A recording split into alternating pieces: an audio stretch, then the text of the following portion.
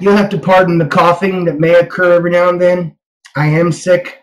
I got a lot of things going on, and I mean a lot of things going on, that have prevented me from doing videos because I've had to deal with other things. So this is going to be an open, honest look into me, what's going on in my life, and what to expect in the future. Well, first of all, to start with, I am diabetic, type 2.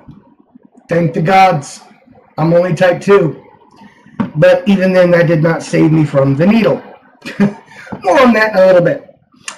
I am a veteran.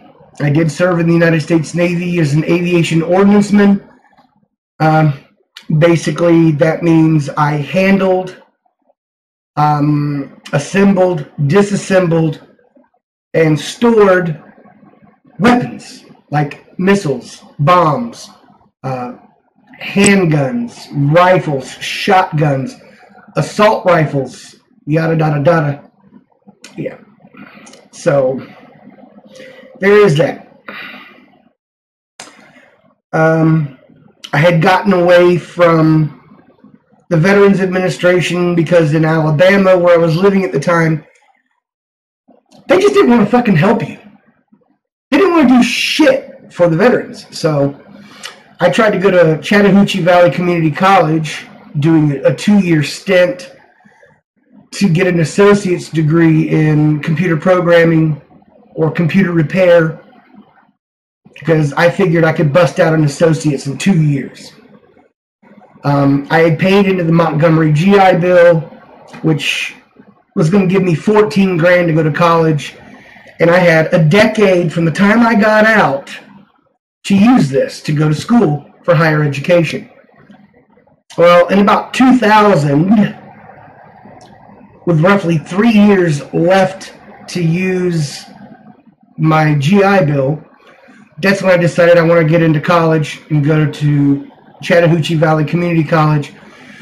What they don't tell you is that you have to come out of pocket for that money. You have to enroll. I don't have the money to enroll. What the hell is the purpose of having this GI Bill? I put $1,200 into it during my time in service to get $14 grand that I could use, but you're telling me I have to front the tuition and the books for the courses that I need, and then submit all this, and then you'll reimburse me, and then start shelling out the money? I wasn't told that. If I had been told that, or if that had been in the fine print, I wouldn't have wasted that $1,200 on an education I never got. Yeah, I would have blown it on alcohol, women, and everything, something I would have had memories of at least when the money was all gone. So it was a catch-22. I couldn't do this without this or without that. So I ended up walking away from VA. I couldn't even get the money back. I was told, nope, once you put it into it, you can't get it back. So basically I wasted $1,200. That's kind of like just driving down the road and dumping $1,200 in cash out the window. So I didn't think too highly of the Veterans Administration at that time. They aggravated me. There were things that I was not told. And yeah. Well, in 2012, I became homeless. I'm not going to go there. That's a lot of crap to dredge up, and I don't really feel like going through it again. So, needless to say, I wound up in a homeless shelter in Bay City, Michigan. And because I was a veteran, it was the faculty's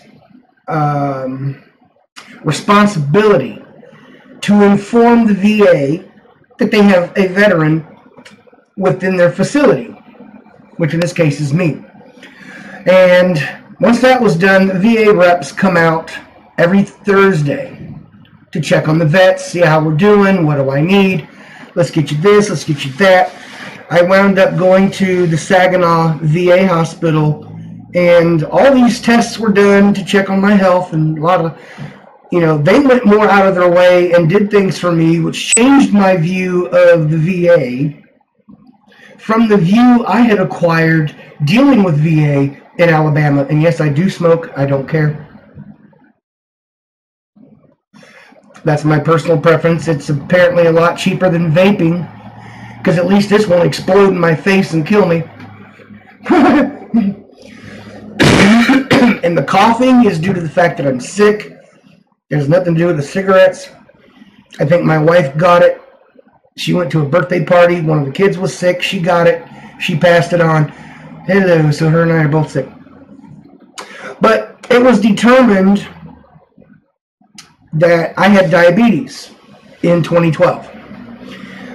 So there's no telling how long I've actually been diabetic, because as I said, I was diagnosed in 2012. Prior to 2012, I drank nothing but Mountain Dew for 5 years. I drank every flavor Mountain Dew that existed. And that's all I drank. I didn't drink water. Well, I did drink milk because I love milk. And I would drink Sunny Delight. But other than that, there was no water in my system. The water tasted like crap. I didn't drink it. So there's no telling how many years I was diabetic prior to actually being diagnosed as diabetic. I am now living and dealing with the consequences of my ignorance. I didn't like hospitals. I didn't want to go. I didn't want to hear shit. I kind of had my own ideas, and I just didn't want them to be confirmed. So I never went to hospitals, except when I had walking pneumonia. But boy, did they give me a cocktail that made me feel groovy. But anyway, so what's going on now is recently my medications have been changed for the most part. I take 2,000 milligrams of metformin a day. So that's 2 1,000 milligram pills a day. I also take Steglatro. This is a 5 milligram tablet I take once a day. This replaces the Alogliptin that I was on. I take 81 milligrams of aspirin a day, and that was added by my family doctor because of my age to help keep my blood thin and prevent clotting, whatever. I take atorvastatin for cholesterol once a day. I take hydrochlorothiazide, I take losartan, and vitamin D. Even though I drink, I think, a ton of milk, my vitamin D, I'm deficient for some reason, so I'm taking these vitamin D pills. But it's all done through Exact Pack, so I take everything when I need to. When, you know, it's nice to have the morning pill has all 5 in, and then I just got to take 1 out of the bottle for my 6 pills first thing in the morning. Then at 5, I'll take the other metformin, and then at 9, I'll take the atorvastatin. But they did add Ozempic, which I was happy with the fact that, okay, my diabetic care can be managed through pills. Now, Ozempic is an injectable pen, which I have to put a needle on and inject myself with 0.25 milligrams of Ozempic once a week. I used to have needle phobia. I got some tattoos to get over it in a way. I have to stick my finger every morning to check my glucose levels, which this morning was 119, which is really good. Considering the very first time it was at like 250, which was way, way, way, way beyond where normal range. But it's good to see where my glucose levels are every day. It lets me know I have it under control. I recently did my yearly eye exam at the VA. I have to wear glasses, which I do. These are bifocals, but they have no line. So the lower section here is for reading, and then obviously, you know, my vision needs to be corrected for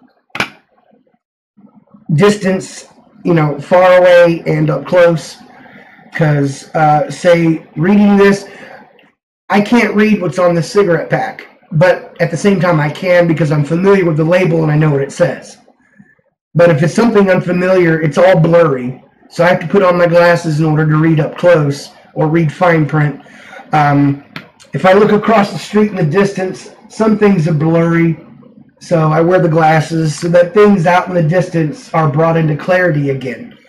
But my eyes, the problem with my eyes is age.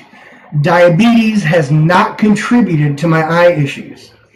Even though my eyes, when they were tested, she said my eyes are very dry, but more than likely that could be due to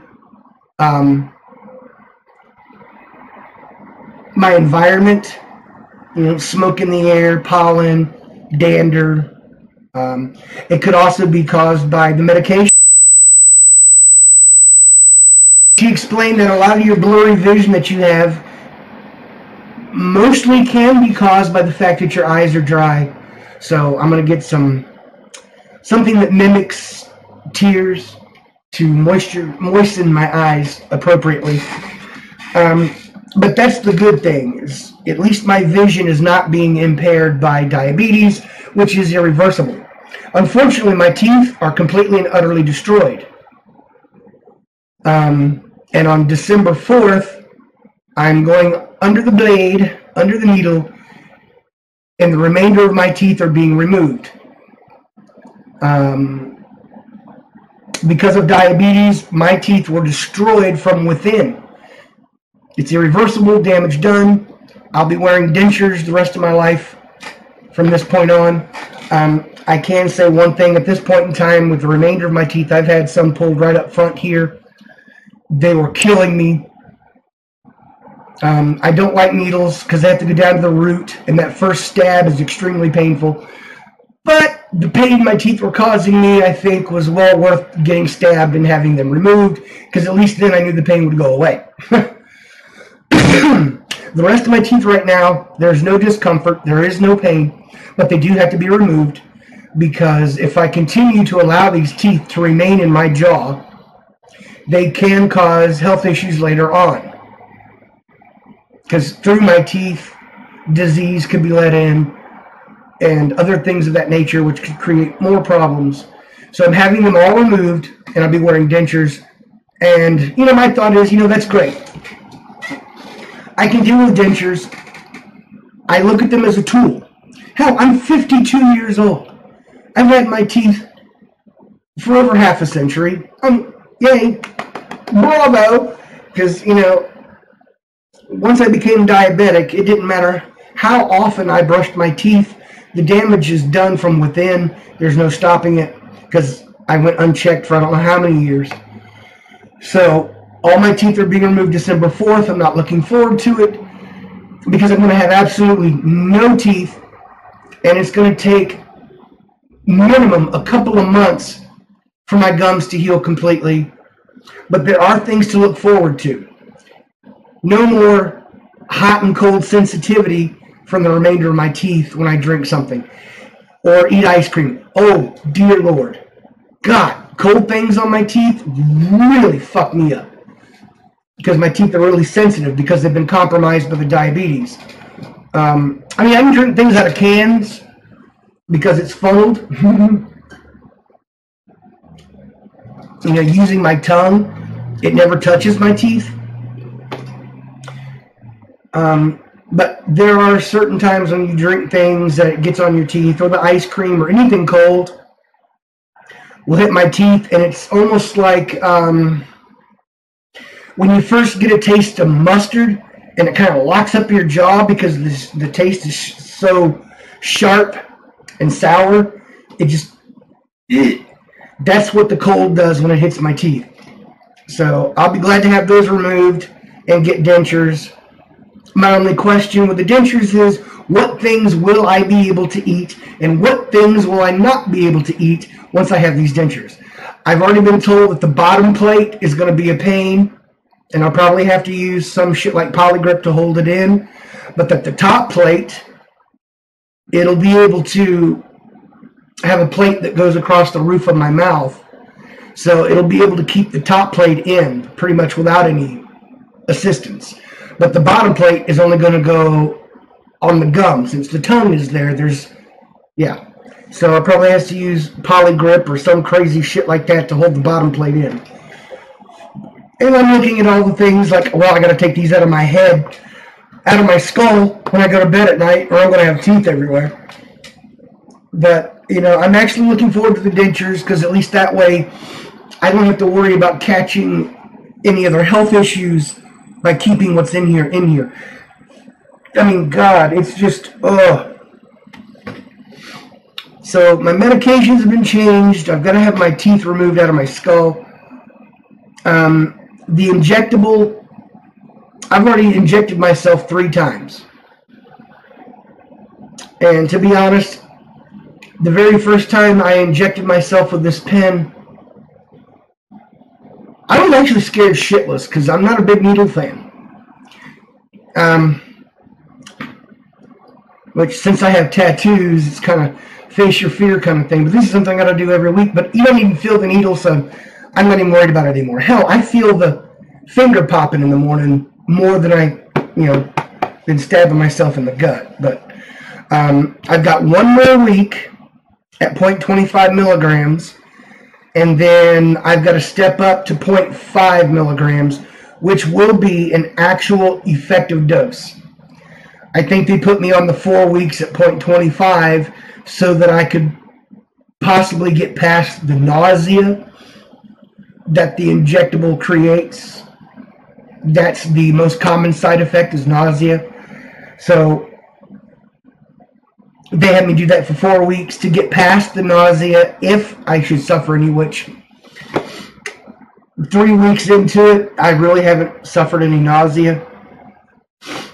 So this coming Sunday, I will do the 4th and final injection at 0.25 milligrams.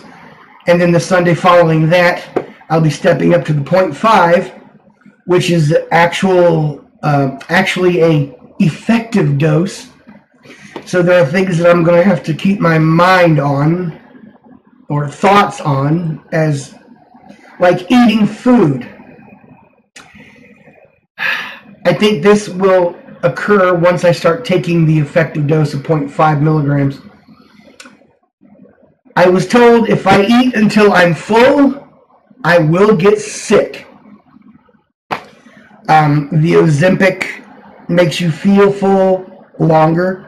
So I don't know what I'm going to do about actual meals. I'm probably just going to step into a graze throughout the day kind of approach. We've got oranges, I've got walnuts, I've got raisins, which that was a really good treat. I mixed walnuts and raisins. Oh God. So it was almost, a bare minimum kind of trail mix. I want to get some other things to mix in with them. But yeah, I've got things I can snack on. I've got Chex cereals. I'll eat them bad boys dry. I don't care. I like Cheerios.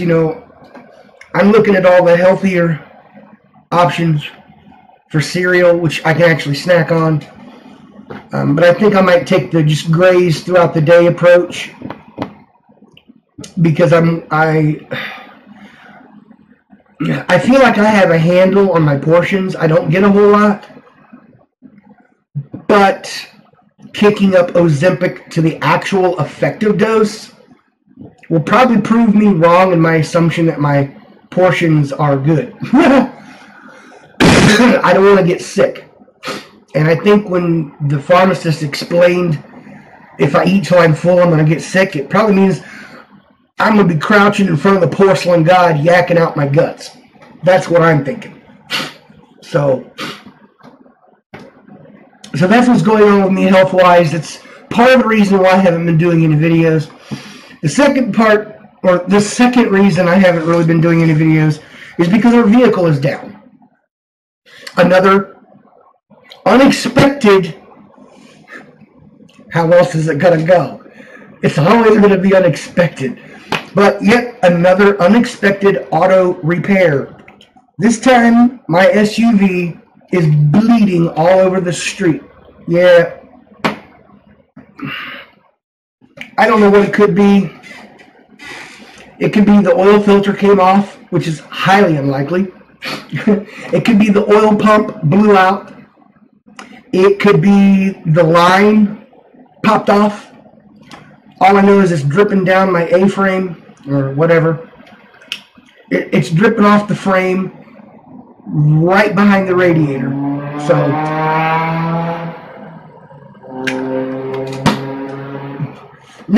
that motorcycle sounded like more like an angry bee than anything else. But yeah, it seems to be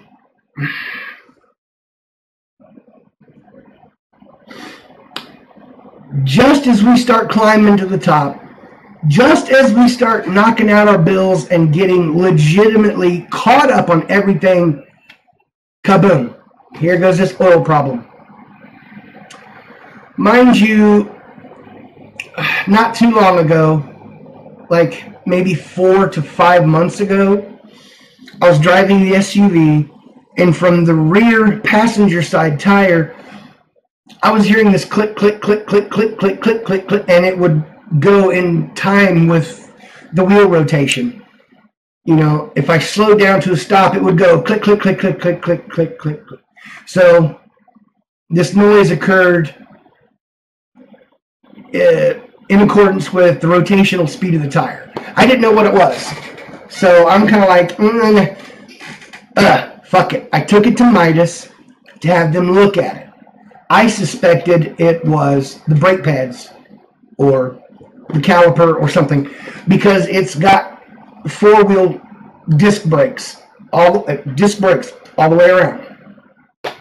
So I took it in, and I was told, no, actually it's the wheel hub assembly, and we would not feel right if we allowed you to leave the store without replacing it with a new one.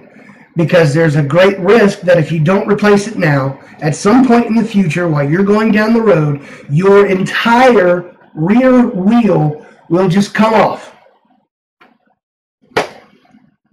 And of course, this was 2 days after payday. We had already paid our bills. We'd already bought our groceries. There was no money left. It was a $450 repair.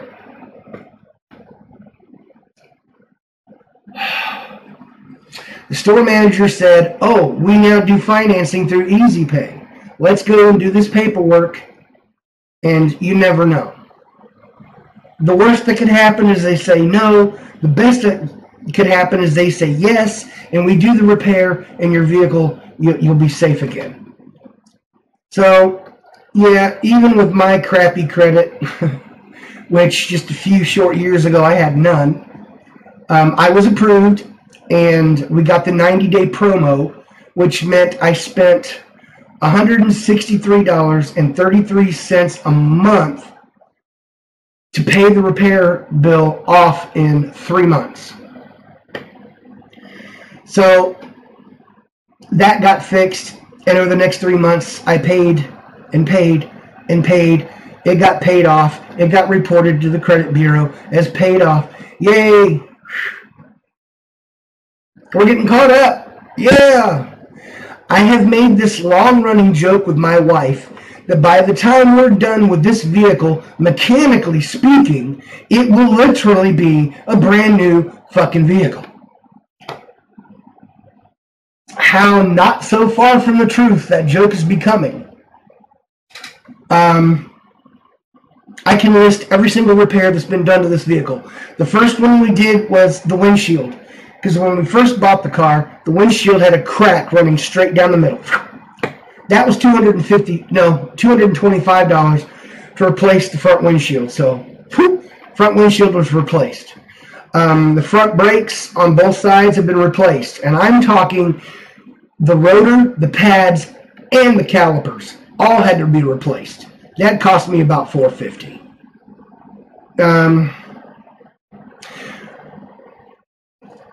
The rear struts in the back have been replaced. The left side strut broke on me while I was going down the road at about 30 miles an hour. It felt like I was driving on ice. The car was going wherever the fuck it wanted. I had no control. So I knew, okay, well, when I got back to the house and looked under the vehicle, that's when I discovered what had gone on. When the strut broke and it dropped, it hit this tow rod and bent the fucking piss out of that bitch. So that also had to be repaired or replaced. But I bought 2 rear quick struts because when it comes to repairs like this, you've got to do them in pairs. Because I don't want to replace just this strut and then that old strut's got to struggle to keep up with the new strut. So that was done in pairs. So the rear struts have been replaced. Both wheel hub assemblies on the rear have now officially both been replaced. The complete exhaust from the engine back has been replaced. Yeah, there's been a lot of repairs. And now what's going to happen is either this oil pump is the problem and it's going to be fixed. I went through the Veterans Service Commission for this repair because granted Easy Pay has increased my line of credit from $500 to $1,240. But then that would mean we wouldn't get a promo.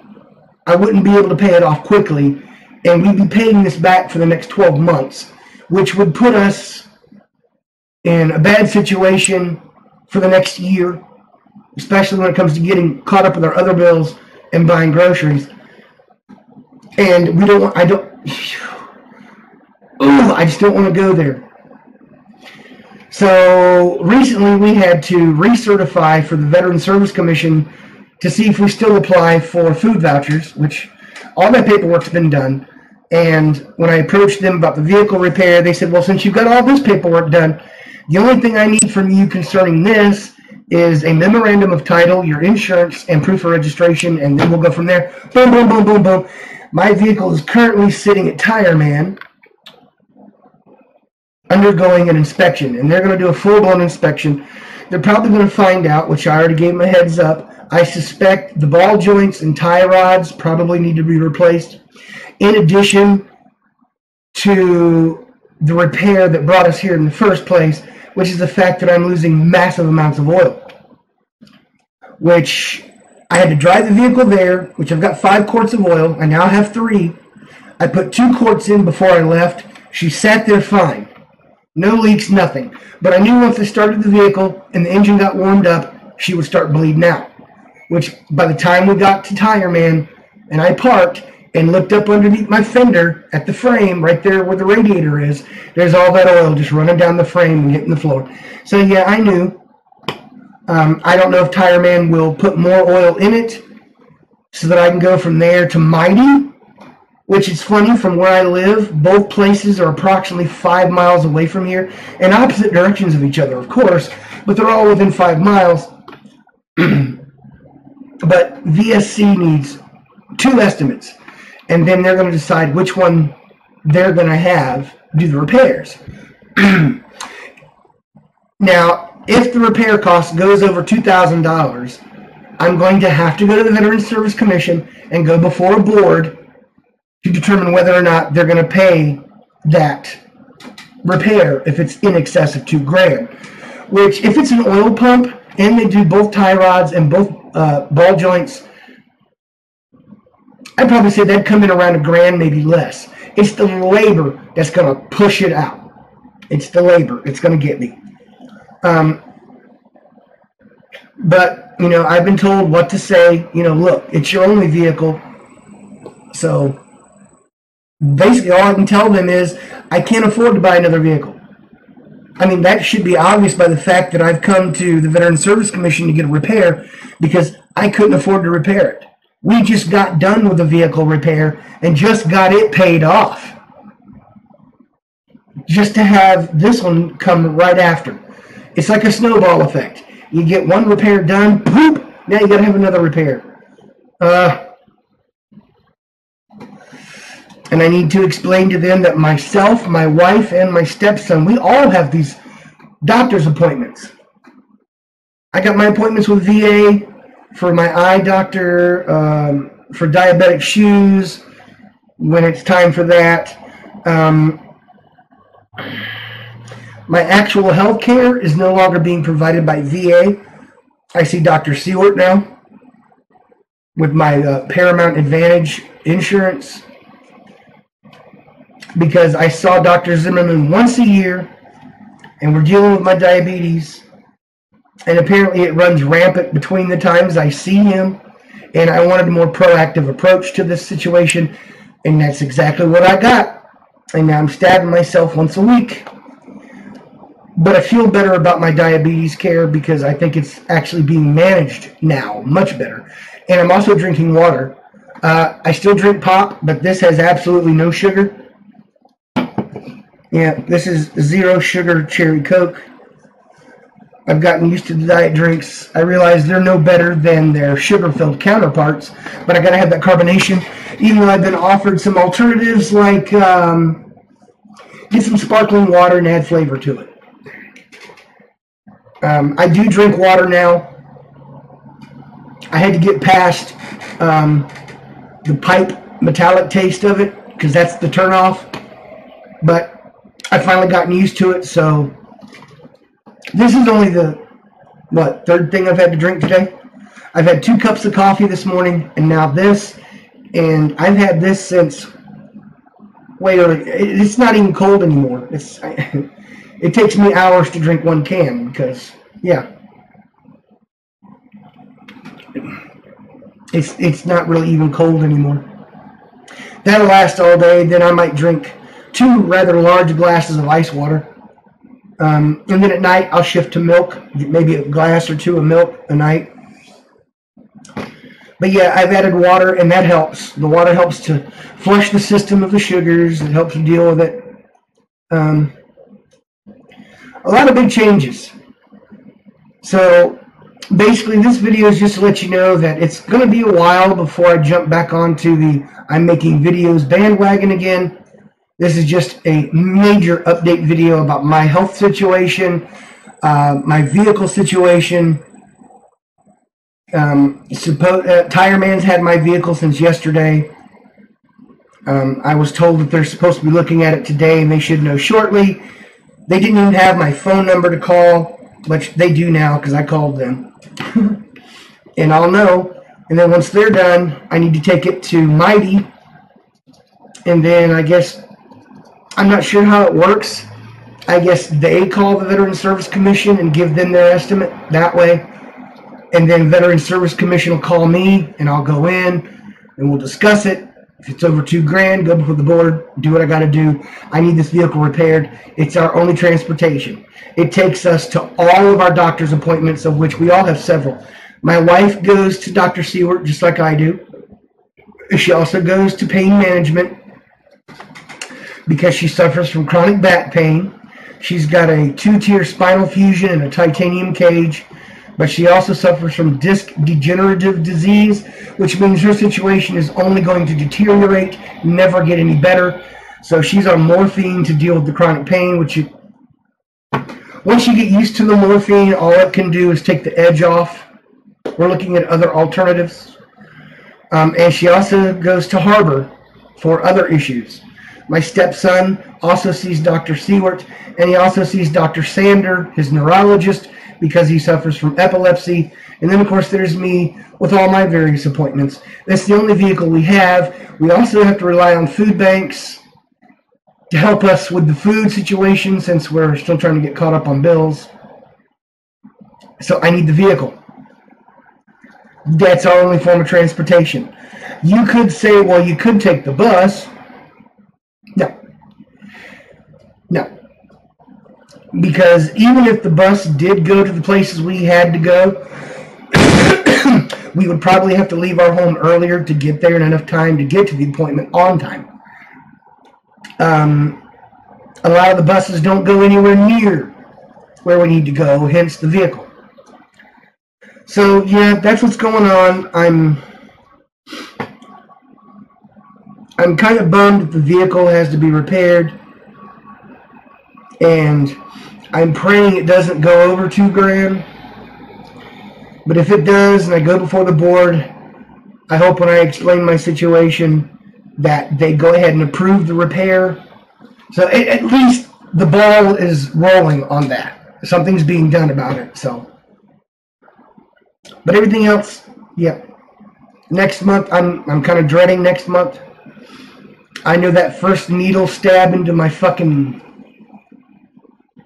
down in there to fucking numb shit out is going to hurt like hell.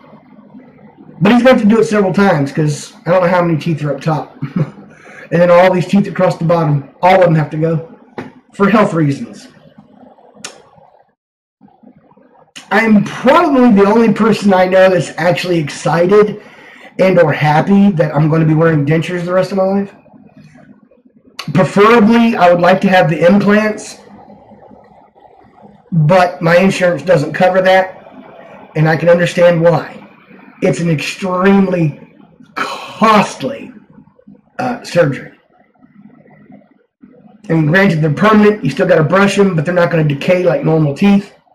They screw that shit right into your fucking jaw, and they're permanent. But that's not covered, so I get dentures, which I'm happy. It's a tool. It'll allow me to eat. I've already got soups lined up. I've already got stuff I can gum to death. There are some snacks I have right now that I need to consume prior to the 4th of December. Otherwise, I'll have to give them to somebody else. Say, here, go ahead and eat these. You know I don't have any teeth, and I can't do it. I'm going to be gargling an ass load of salt water. I mean, this isn't my first time. I've had quite a few teeth pulled in my time, especially my wisdom teeth. I had those removed. I had all 4 of those taken at one time because people kept giving me grief about, oh, you're going to get a dry socket. You're going to get a dry socket. So I was like, when they said, well, we can take 2 now, and you can come back and get the other 2 pulled later, I said, you're going to take them all at one go. And boom, that's what happened. Though I am going to have someone take me there because, well, I should have the vehicle back by then, hopefully. But I could drive myself there, but I wouldn't be able to drive myself back because I'm going to be stoned out of my gourd by the time I leave the dentist's office because I won't have any teeth. They'll probably give me a script for Norco, which I've used before, which is fine. I would rather not use narcotics. But in this particular case, given the nature of the surgery involved, yes, I will accept the Norco for the pain. So that's pretty much everything, but I should be back. It's going to be a couple of months because, like I said, after the 4th of December, it's going to be well into next year before my gums are fully healed, and then I'll get fitted for dentures, and I'll be good to go. But I just want to give you all a heads up as to why I haven't been around, because I'm dealing with life. Life is a wonderful thing. It's completely and totally unexpected, and that's how life is supposed to be. You've got to roll with the punches to get where you want to go. Sometimes there are a lot of setbacks. Sometimes there are things that lift you up and get you ahead. This particular time in my life, that is not one of those situations. Right now, it's a 2 steps forward and 3 steps back kind of situation, but that's how life is. But you don't let it get you down. So I will see you guys sometime next year. Peace. And have a good day.